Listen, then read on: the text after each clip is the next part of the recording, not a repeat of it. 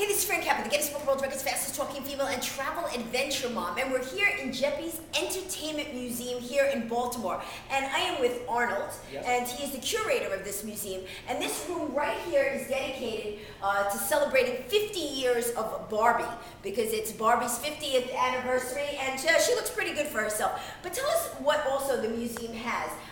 You showed us some rooms where it starts very chronologically and works through, starting with the very first Superman, which was in what year? Action Comics #1, June 1938.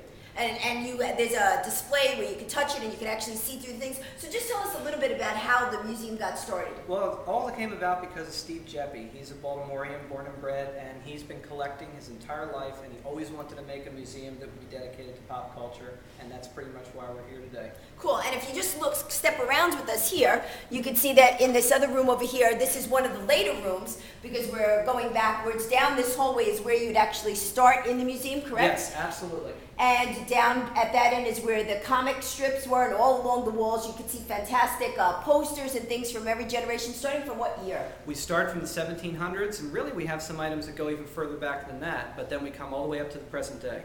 Wow, see, if anybody loves anything about comics, if you want to take a walk down memory lane, see toys that you played with as a child, this is the place that you want to do it. It's got something for young kids because they recognize some of the names like Zorro and Disney. Wonder Woman, Mickey Mouse. Disney. And here, this is one of the later rooms, and what were you telling us? Star Wars was one of the most successful?